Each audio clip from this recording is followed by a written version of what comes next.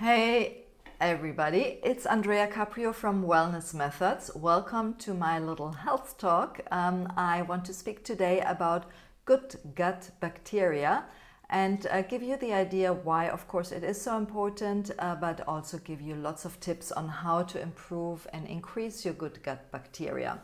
Now, there are around 40 trillion bacteria in your body, and most of them are actually in the intestine. And that's why it's so important to have the good bacteria and not the bad. And very often when things go wrong and you do tests, for example, you find out you have more bad gut bacteria than the good one.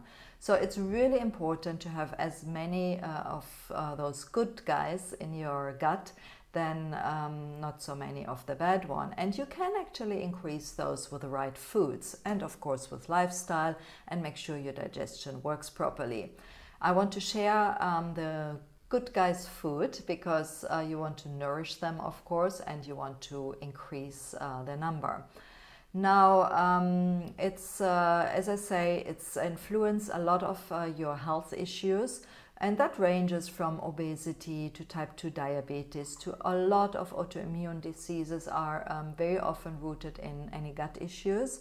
And of course also memory and mood and fatigue. Just to let you know, you might have heard of the gut-brain axis, but in fact, a lot of the neurotransmitters are produced in your gut. Serotonin, for example, is predominantly produced in your gut. Did you know that? I didn't before I learned it, what I'm doing as a transformational nutrition coach. But it's really fascinating actually how closely it's related to almost everything. For me, having a healthy gut sits at the root cause of every health. And of course, if anything is going wrong there, I will always look with my clients at the gut, and by addressing, analyzing, improving, of course, repairing the gut and then building it up usually solves a whole lot of other issues, most of other health issues, and of course weight as well. So if you have any weight issues, just look at your gut first, and usually, the pounds will tumble after. So as I mentioned, you want to look out for your signs, you want to analyze them. So very often what are gut issues is not necessarily related to the gut. It's not necessarily that having constipation, diarrhea or bloating or stomach pain means that you have gut issues. Yes, when you have those, usually it means also, but it can be plenty of other things that happen in your body that also lead actually back to unhealthy gut. And that can be anything from skin issues, because remember, that's your biggest detox organ. And if your gut health is compromised, of course, what happens? It tries to get out of the skin. And that's why you have, you can have skin issues, anything from eczema to acne. Allergies as well are very, very closely linked to gut. So when you have any allergies, you might perhaps want to check if you have any toxin buildup or so. Your hormones, your cholesterol, your immune system is all linked to the gut. About 70% of your immune system sits in your gut. And of course, your energy levels and even your oral health. And it's just a thing of, do you want to live comfortably long? And that's why it's so important also to look after your gut for healthy aging. Now, I want to share with you a few points what you can do to improve the healthy bacteria, the good bacteria in your gut. And there are a couple of foods which help, especially. Just before I do that, word of warning, I am not a doctor, I'm a nutrition coach. I don't know you, so whatever I'm recommending, please always check with your doctor, because some things might do you more harm than good. Especially with gut issues, sometimes it might be that you actually aggravate your issues by eating certain foods. So you want to be careful, even with foods, not only with supplements and herbs.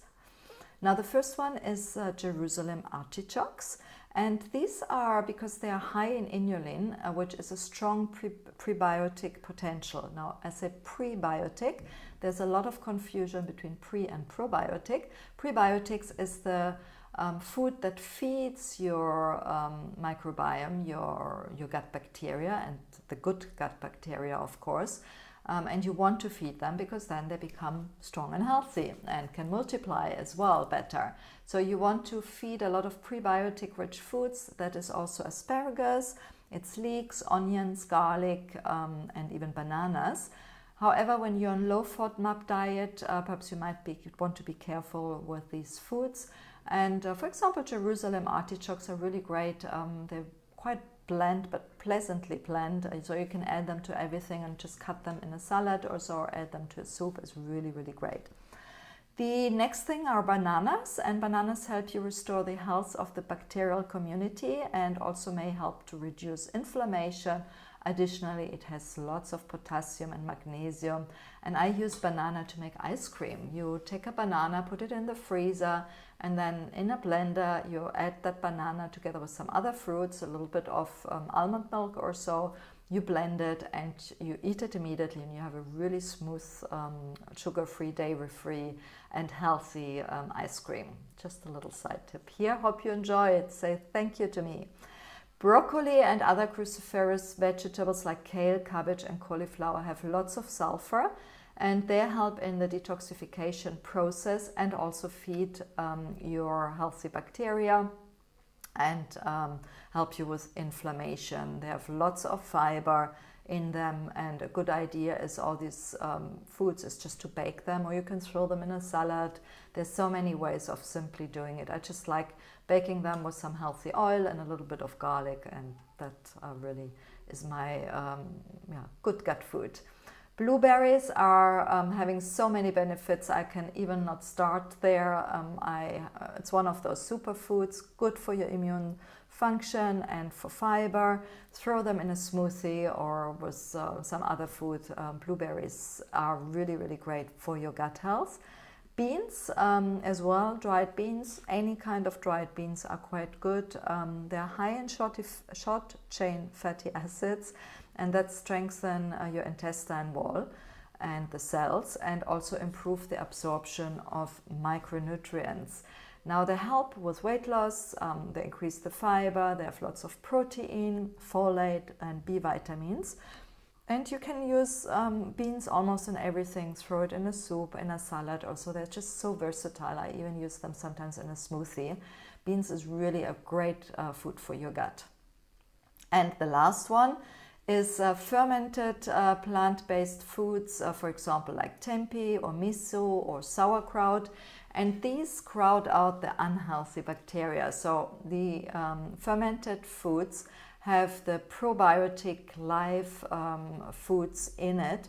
Just make sure they are not heated or anything. So you want to always to take some which haven't been pasteurized or which are actually in the fridge.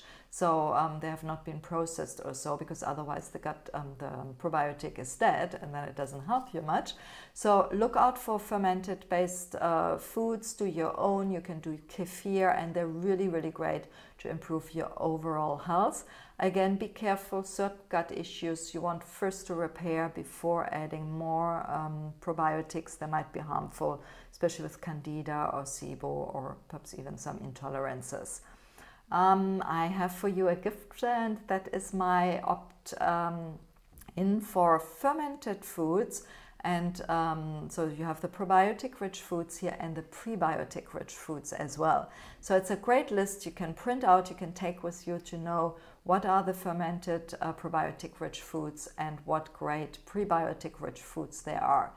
Thanks so much for joining me. It's Andrea Caprio from Wellness Methods. If you have any questions or comments, I would love to hear from you. Please just pop them down in the comment section, and I hope to see you soon for my next video and hear from you back. Hope you enjoyed it. Thanks so much and have a stunning day. Bye.